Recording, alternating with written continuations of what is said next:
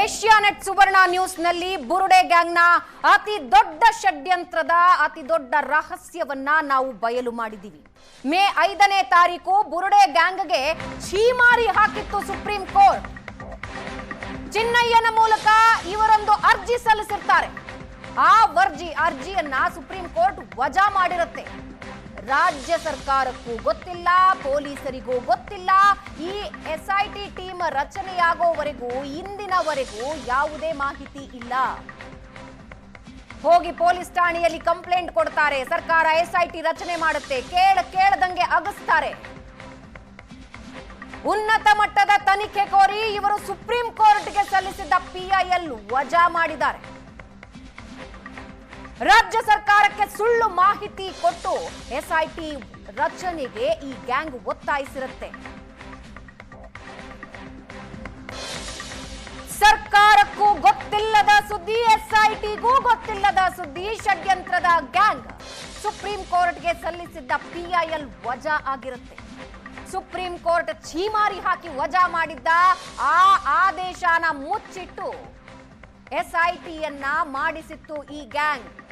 ಇವರುಗಳ ಷಡ್ಯಂತ್ರದ ಒಂದೊಂದೇ ಎಳೆಯನ ಸುವರ್ಣ ನ್ಯೂಸ್ ಪ್ರತಿನಿತ್ಯವೂ ಕೂಡ ಜನರ ಮುಂದೆ ತರ್ತಾ ಇದೆ, ರಾಜ್ಯದ ಜನರ ಮುಂದೆ ತರ್ತಾ ಇದೆ. ಸರ್ಕಾರಕ್ಕೆ ಸುಳ್ಳು ಹೇಳಿದ್ದಾರೆ, ಪೊಲೀಸರಿಗೆ ಸುಳ್ಳು ಮಾಹಿತಿ ಕೊಟ್ಟಿದ್ದಾರೆ.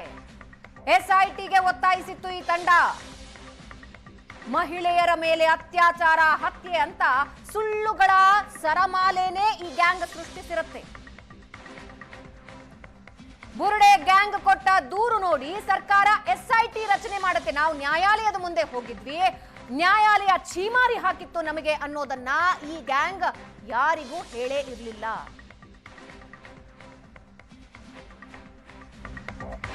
ಮೇ ತಿಂಗಳ ಆರಂಭದಲ್ಲಿ ಸುಪ್ರೀಂ ಕೋರ್ಟ್ ಕದ ತಟ್ಟಿದ್ದ ಚಿನ್ನಯ್ಯ. ಸುಪ್ರೀಂ ಕೋರ್ಟ್ ನಿಂದಲೇ ತನಿಖೆಗೆ ಆದೇಶ ಪಡೆಯೋದಕ್ಕೆ ಇವರು PIL ಸಲ್ಲಿಸುತ್ತಾರೆ. ಬುರುಡೆ ಗ್ಯಾಂಗ್ ಸಲ್ಲಿಸಿದ್ದ ಆ PIL ಅನ್ನ ಸುಪ್ರೀಂ ಕೋರ್ಟ್ ವಜಾ ಮಾಡಿರುತ್ತೆ. ಈ ಗ್ಯಾಂಗ್ ಇದೆಯಲ್ಲ, ಈ ಗ್ಯಾಂಗ್ PIL ವಜಾ ಆಗಿದ್ದ ಸುದ್ದಿಯನ್ನ ಎಲ್ಲೂ ಕೂಡ ಬಾಯ್ಬಿಟ್ಟಿಲ್ಲ. ಸುಪ್ರೀಂನಿಂದ ಬಂದ ಆದೇಶನ ಮುಚ್ಚಿಟ್ಟಿದ್ದಾರೆ ಇವರು. ರಾಜ್ಯ ಸರ್ಕಾರಕ್ಕೂ ಈ ಮಾಹಿತಿ ಬಿಟ್ಕೊಟ್ಟಿಲ್ಲ. ದೂರುದಾರ ಏನ್ ಚಿನ್ನಯ್ಯ ಹೋಗಿದ್ನಲ್ಲ, ಆತನಿಗೆ ಛೀಮಾರಿ ಹಾಕಿತ್ತು ಸುಪ್ರೀಂ ಕೋರ್ಟ್. PIL ಸಲ್ಲಿಸಿದ್ದ ಚಿನ್ನಯ್ಯಗೆ ಛೀಮಾರಿ ಹಾಕಿ ಇಷ್ಟು ವರ್ಷ ತಡವಾಗಿ ಯಾಕೆ PIL ಸಲ್ಲಿಸಿದ್ರಿ ಅಂತ ತಪರಾಕಿ ಹಾಕಿರುತ್ತೆ. ಆ ಅರ್ಜಿಯಲ್ಲಿ ಸಾರ್ವಜನಿಕ ಹಿತಾಸಕ್ತಿ ಇಲ್ಲ ಅಂತ ಸುಪ್ರೀಂ ಕೋರ್ಟ್ ಹೇಳಿದೆ. ಸಾರ್ವಜನಿಕ ಹಿತಾಸಕ್ತಿ ಅಲ್ಲ ಅಂತ ಛೀಮಾರಿ ಹಾಕಿತ್ತು. ಇದೊಂದು ಪೈಸಾ ಇಂಟ್ರೆಸ್ಟ್ ಲಿಟಿಗೇಷನ್ ಅಂತ ಸುಪ್ರೀಂ ಕೋರ್ಟ್ ಛೀಮಾರಿ ಹಾಕಿದೆ. ಇದು private interest litigation, publicity interest litigation. ಇದು ನ್ಯಾಯಾಲಯ ಹೇಳಿದೆ, ಸುಪ್ರೀಂ ಕೋರ್ಟ್ ಹೇಳಿರೋ ವಿಷಯ. ಈ ಖತರ್ನಾಕ್ ಗ್ಯಾಂಗ್ ಆ ವಿಷಯನ ಬಾಯೇ ಬಿಟ್ಟಿಲ್ಲ ಎಲ್ಲೂ. ಪೊಲಿಟಿಕಲ್ ಇಂಟ್ರೆಸ್ಟ್ ಲಿಟಿಗೇಷನ್ ಅಂತ ಛೀಮಾರಿ ಹಾಕಿದೆ ಸುಪ್ರೀಂ ಕೋರ್ಟ್. ಸುಪ್ರೀಂ ಕೋರ್ಟ್ ನಲ್ಲಿ ಬುರುಡೆ ಗ್ಯಾಂಗ್ಗೆ ಆರಂಭದಲ್ಲೇ ಹಿನ್ನಡೆಯಾಗಿತ್ತು ವೀಕ್ಷಕರೇ. ಇವರು ಕಟ್ಟಿದ ಡ್ರಾಮಾ ಇವಾಗ ನಿಮ್ಮ ಮುಂದೆ ಬಂದಿದೆ. ಯಾವಾಗ ನ್ಯಾಯಾಲಯದಲ್ಲಿ ಛೀಮಾರಿ ಹಾಕಿ ಕಳಿಸಿದ್ರು, ಕಥೆಗಳನ್ನ ಕಟ್ಟಿದ್ರು, ಸೋಷಿಯಲ್ ಮೀಡಿಯಾದಲ್ಲಿ ವಿಡಿಯೋಗಳ ಮೇಲೆ ವಿಡಿಯೋ ಮಾಡಿದ್ರು, ಹೇಳಿಕೆಗಳ ಮೇಲೆ ಹೇಳಿಕೆ ಕೊಟ್ರು. ಒಂದು ಬುರುಡೆಯ ವಿಡಿಯೋ ತೆಗೆದುಕೊಂಡು ಬಂದು ಪೊಲೀಸ್ ಠಾಣೆಗೆ ಇವರು ದೂರು ದಾಖಲಿಸಿದ್ರು. ಸರ್ಕಾರ ಎಸ್ಐಟಿ ರಚನೆ ಮಾಡೋ ಹಾಗೆ ಮಾಡಿದ್ರು.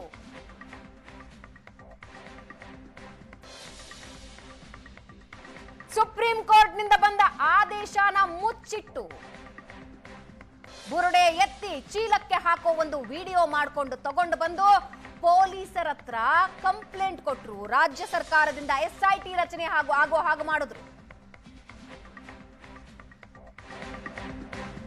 ಮೇ 5ಕ್ಕೆ ಬುರುಡೆ ಗ್ಯಾಂಗ್ PIL ವಜಾ ಮಾಡಿರುತ್ತೆ ಸುಪ್ರೀಂ ಕೋರ್ಟ್, ಛೀಮಾರಿ ಹಾಕಿರುತ್ತೆ. ಈ ಅರ್ಜಿಯಲ್ಲಿ ಸಾರ್ವಜನಿಕ ಹಿತಾಸಕ್ತಿನೇ ಇಲ್ಲ ಅಂತ ನ್ಯಾಯಾಲಯ ಹೇಳಿದೆ. ಈ ಅರ್ಜಿಯ ಹಿಂದೆ ದುಡ್ಡಿನ ಹಿತಾಸಕ್ತಿ ಇದೆ, ದುಡ್ಡಿನ ಹಿತಾಸಕ್ತಿ ಇದೆ, ಪೊಲಿಟಿಕಲ್ ಹಿತಾಸಕ್ತಿ ಇದೆ ಅಂತ ಚಿನ್ನಯ್ಯನ ಛೀಮಾರಿ ಹಾಕಿ ಅರ್ಜಿನ ವಜಾ ಮಾಡಿರುತ್ತೆ ಸುಪ್ರೀಂ ಕೋರ್ಟ್.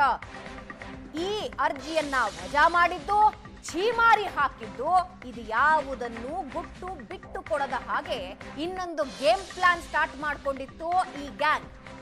ಏಷ್ಯಾನೆಟ್ ಸುವರ್ಣ ನ್ಯೂಸ್ ಇವರ ಒಂದೊಂದು ಗೇಮ್ ಪ್ಲಾನ್ಗಳನ್ನ ರಾಜ್ಯದ ದೇಶದ ಜನರ ಮುಂದೆ ತಂದಿದೆ. ಅನನ್ಯ ಭಟ್ ಅನ್ನೋ ಇಲ್ಲದ ಹೆಣ್ಣು ಮಗಳ ಕತ್ತೆ ಕಟ್ಟಿ ರಾಜ್ಯದ ಜನರ ಕಣ್ಣಲ್ಲಿ ನೀರು ತರಿಸಿ ಡ್ರಾಮಾ ಕ್ರಿಯೇಟ್ ಮಾಡಿದ್ದ ಇವರ ಸತ್ಯವನ್ನ ಕೂಡ ಏಷ್ಯಾನೆಟ್ ಸುವರ್ಣ ನ್ಯೂಸ್ ಬಯಲು ಮಾಡಿತ್ತು. ಇವತ್ತು ಮೇ 5ನೇ ತಾರೀಕು ಸುಪ್ರೀಂ ಕೋರ್ಟ್ ಛೀಮಾರಿ ಹಾಕಿ ಅರ್ಜಿ ವಜಾ ಮಾಡಿದ್ದನ್ನ ಕೂಡ ನಾವೇ ಸುದ್ದಿಯನ್ನ ಬ್ರೇಕ್ ಮಾಡ್ತಾ ಇದ್ದೀವಿ. ಸಂಘಟಿತವಾಗಿ ಒಂದು ಷಡ್ಯಂತ್ರ ಹೆಂಗ್ ನಡೀತು, ಯಾರ್ಯಾರು ಇದರಲ್ಲಿ ಇನ್ವಾಲ್ವ್ ಆಗಿದ್ದಾರೆ, ಪ್ರತಿಯೊಂದು ಮಾಹಿತಿನ ನಾವು ನಿಮ್ಮ ಮುಂದೆ ತಂದಿಡ್ತಾ ಇದ್ದೀವಿ. ಬುರುಡೆ ಸಮೇತ ಈ ಟೀಮ್ ದೆಹಲಿಗೆ ಹೋಗಿರುತ್ತೆ. ಉನ್ನತ ತನಿಖೆ ಕೋರಿ PIL ಅರ್ಜಿಯನ್ನ ಸಲ್ಲಿಕೆ ಮಾಡಿರ್ತಾರೆ. ಸುಪ್ರೀಂ ಕೋರ್ಟ್ ಛೀಮಾರಿ ಹಾಕಿ ವಜಾ ಮಾಡಿರುತ್ತೆ. ಜುಲೈ 11ನೇ ತಾರೀಕು ಬೆಳ್ತಂಗಡಿ ಕೋರ್ಟ್ಗೆ ಚಿನ್ನಯ್ಯ ಹೋಗಿರ್ತಾರೆ. ಸುಪ್ರೀಂ ಕೋರ್ಟ್ ಆದೇಶ ಮುಚ್ಚಿಟ್ಟು ಬೆಳ್ತಂಗಡಿ ಕೋರ್ಟ್ಗೆ ದೂರು ಕೊಡ್ತಾರೆ. ರಾಜಕೀಯ ಸಂಚಲನ ಸೃಷ್ಟಿಸಿದೆ ಏಷ್ಯಾನೆಟ್ ಸುವರ್ಣ ನ್ಯೂಸ್ ಬ್ರೇಕ್ ಮಾಡಿರೋ ಸುದ್ದಿ. ರಾಜಕೀಯ ಸಂಚಲನ ಸೃಷ್ಟಿಸಿದೆ. ಬುರುಡೆ ಗ್ಯಾಂಗ್ ಸಲ್ಲಿಸಿದ್ದ PIL ಸುಪ್ರೀಂ ಕೋರ್ಟ್ ನಲ್ಲಿ ವಜಾ ಆಗಿದೆ. PIL ವಜಾ ಸುದ್ದಿ ಸ್ಫೋಟ ಆಗ್ತಾ ಇದ್ದಂತೆ ರಾಜಕೀಯ ಸಂಚಲನ. PIL ವಜಾ ವಿಚಾರ ನಮ್ಮ ಗಮನಕ್ಕೆ ಬಂದಿಲ್ಲ ಅಂತ HK ಪಾಟೀಲ್ ಹೇಳಿದ್ದಾರೆ. ವಜಾ ವಿಚಾರ ನಮಗೆ ಗೊತ್ತೇ ಇಲ್ಲ ಅಂತ ಕಾನೂನು ಸಚಿವ HK ಪಾಟೀಲ್ ಮಾಹಿತಿ ನೀಡಿದ್ದು, ಮಾಹಿತಿ ಪಡೆದು ಇದ್ರ ಬಗ್ಗೆ ಮಾತಾಡ್ತೀನಿ ಅಂತ ಗೃಹ ಸಚಿವ ಪರಮೇಶ್ವರ್ ಹೇಳಿದ್ದಾರೆ. ಸಾರ್ವಜನಿಕ ಹಿತಾಸಕ್ತಿ ಇಲ್ಲ ಅಂತ ಕೋರ್ಟ್ ವಜಾ ಮಾಡಿರಬಹುದು. ಸುಪ್ರೀಂ ಕೋರ್ಟ್ಗೆ ಅವರು ಏನು ದೂರು ಕೊಟ್ಟು ಹೋಗಿದ್ದಾರೋ ನನಗೆ ಗೊತ್ತಿಲ್ಲ ಅಂತ ಗೃಹ ಸಚಿವರು ಹೆಚ್ಚಿನ ಮಾಹಿತಿ ಕೊಡ್ತೀನಿ ಅಂತ ಹೇಳಿದ್ದಾರೆ. ಗೃಹ ಸಚಿವರಿಂದ ಹೆಚ್ಚಿನ ಮಾಹಿತಿ ಪಡೆದು ಮಾತಾಡ್ತೀನಿ ಅಂತ ಸಚಿವ ಸಂತೋಷ್ ಲಾಡ್ ಹೇಳಿದ್ದಾರೆ.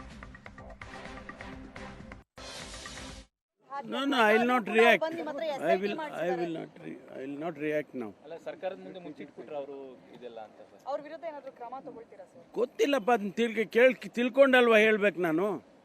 ನೀವು ಬಂದು ಹೇಳ್ಬಿಟ್ರೆ ವಾಡು ಆಯ್ತು, ಆಮೇಲೆ ನೀವೇ ಹೇಳ್ತೀರಾ ಗೊತ್ತಿಲ್ಲ ಮಂತ್ರಿ ಅಂತ. ಸರ್ಕಾರದ ನಡೆ ವಿರುದ್ಧ ಹೋಗಿರೋದ್ರಿಂದ ಬಂದಿಲ್ಲ. ಇವತ್ತು ಕ್ಯಾಬಿನೆಟ್ನೊಳಗೂ ಈ ವಿಷಯ ಬರಲಿಲ್ಲ. Subject regarding Dharmasthala episode is in any way in the agenda, nor we have discussed that subject. ಬಂದಿಲ್ಲ. ಇವತ್ತು ಕ್ಯಾಬಿನೆಟ್ನೊಳಗೂ ಈ ವಿಷಯ ಬರಲಿಲ್ಲ. ಸಬ್ಜೆಕ್ಟ್ ರಿಗಾರ್ಡಿಂಗ್ ಧರ್ಮಸ್ಥಳ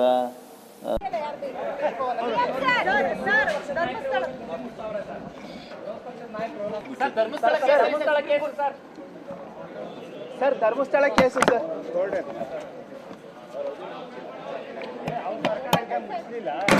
ನಾನು ಏನು ಹೇಳಿದೆ ಅದನ್ನೇ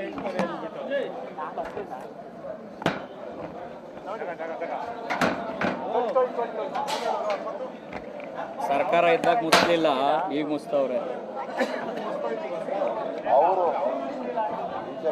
ಧರ್ಮಸ್ಥಳ ವಿಚಾರದಲ್ಲಿ ಒಂದು ದೊಡ್ಡ ಷಡ್ಯಂತ್ರ ಇದ್ದಾರೆ ಅಂತಕ್ಕಂಥದ್ದು ಅನುಮಾನ ಇಲ್ಲ. ಈಗ ಇಲ್ಲಿವರೆಗಾಗಿ ನಮಗೆ ಮಾಧ್ಯಮದ ಮುಖೇನ ಸಿಕ್ಕಿರ್ತಕ್ಕಂಥ ವಾರ್ತೆಯ ಹಿನ್ನೆಲೆ ನಾವು ಲೆಕ್ಕ ಹಾಕಿದಾಗ ಎಲ್ಲೋ ಒಂದು ಕಡೆಗೆ ಎಲ್ಲ ಶಕ್ತಿಗಳು ಕೂಡ ಧರ್ಮಸ್ಥಳದ ವಿರುದ್ಧವಾಗಿರ್ತಕ್ಕಂಥ ಶಕ್ತಿಗಳೆಲ್ಲವೂ ಕೂಡ ಐಡೆಂಟಿಫೈ ಆಗಿರೋದು ಎಲ್ಲಿ ಅಂತಂದರೆ ಒಂದಲ್ಲ ಒಂದು ರೀತಿಯಲ್ಲಿ BJPನಲ್ಲಿ ಐಡೆಂಟಿಫೈ ಮಾಡ್ಕೊಂಡಿದ್ದಾರೆ. ಇದನ್ನು ನೋಡಿದ್ರೆ ಎಲ್ಲೋ ಒಂದು ಕಡೆಗೆ ಈ ಪಾಲಿಟಿಕ್ಸೇ ಜಾಸ್ತಿ ಆಗಿದೆ ಅದರಲ್ಲಿ. ಬಹುಶಃ SIT ಮಾಡದಲ್ಲೇ ಇದ್ದಿದ್ರೆ ಇಷ್ಟೆಲ್ಲ ಈಚೆ ಬರೋಕ್ಕೆ ಸಾಧ್ಯ ಇರಲಿಲ್ಲ. ಎಲ್ಲೋ ಒಂದು ಕಡೆಗೆ government in its wisdom constituted SIT. That is the reason truth is coming out. ಇದರಲ್ಲಿ ಏನಾಗ್ತಿತ್ತು, SIT ಮಾಡಲಿಕ್ಕೆ ಒಂದೆರಡು ಕಾರಣಗಳಿದೆ. ಒಂದು, ಅದಿದ್ರು ಕೂಡ there was a court intervention here. SIT ನನ್ನ ಪ್ರಕಾರ ವಜಾ ಮಾಡಿರ್ತಕ್ಕಂಥದ್ದು it is not a public litigation case ಅಂತ ಹೇಳಿ. But supreme court it not should not make SIT ಅಂತ ಏನು ಹೇಳಿಲ್ಲ ಅಲ್ವಾ. So I think there is a misreading here definitely. Because ಯಾವುದೇ ಒಬ್ಬ, ನಾನು ಮೊದಲಿಂದ ಹೇಳ್ತಿರೋದು, ಯಾವುದೇ ಒಬ್ಬ ಮನುಷ್ಯ ಬಂದು ಪಬ್ಲಿಕ್ಲಿ ನಾನು ಇದನ್ನೆಲ್ಲ ಮಾಡಿದ್ದೀನಿ, ನಾನು ನೋಡಿದ್ದೀನಿ, ವಿಟ್ನೆಸ್ ಇದೆ ಅಂತ ತಕ್ಷಣ ಕೋರ್ಟಿಗೆ ಕೂಡ ಹೋಗಿದ್ದ, ಕೋರ್ಟ್ಲಿಂದ ಆದೇಶ ಮಾಡಿ SIT ಫಿಕ್ಸ್ ಮಾಡಿರ್ತಕ್ಕಂಥ. ನಮ್ಮ ಪ್ರಶ್ನೆ, SIT ಫಿಕ್ಸ್ ಆದಾಗ ಬಿಜೆಪಿ ಅವ್ರ ತಾನೇ ಕೂಡ ವೆಲ್ಕಮ್ ಮಾಡಿದ್ರಲ್ಲ, ಬಿಜೆಪಿ ವೆಲ್ಕಮ್ ಮಾಡಲಿಲ್ಲ SIT. ಅವ್ರೇನ್ ಮಾಡಿದ್ರು ಅಂತಂದ್ರೆ ಬಾಡಿ ಸಿಗ್ಬೋದು ಅಂತ ಏನೋ ಆತಂಕ ಇತ್ತು ಅನ್ನೋ ಗೊತ್ತಿಲ್ಲ, ಸಿಗ್ಲಿಲ್ಲ ಅಂದ ತಕ್ಷಣ ಅವರು ಅದನ್ನ ಪೊಲಿಟಿಕಲ್ ಆಗಿ ಯೂಸ್ ಮಾಡಕ್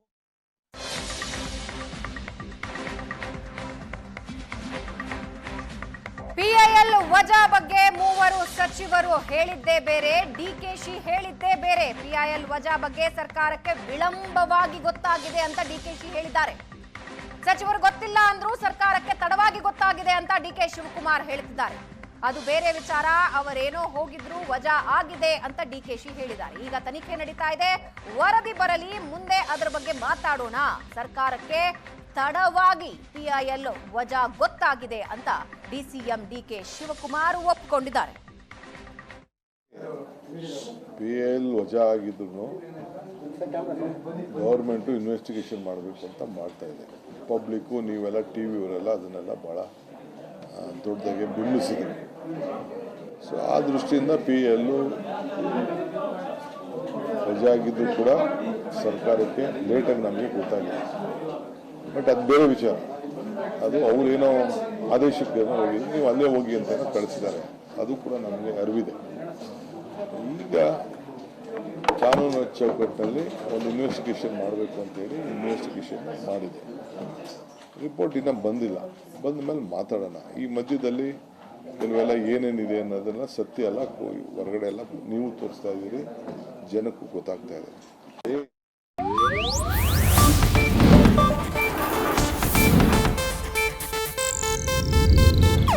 ಇದು ಏಷ್ಯಾನೆಟ್ ನ್ಯೂಸ್ ನೆಟ್ವರ್ಕ್ ಪ್ರಸ್ತುತಿ.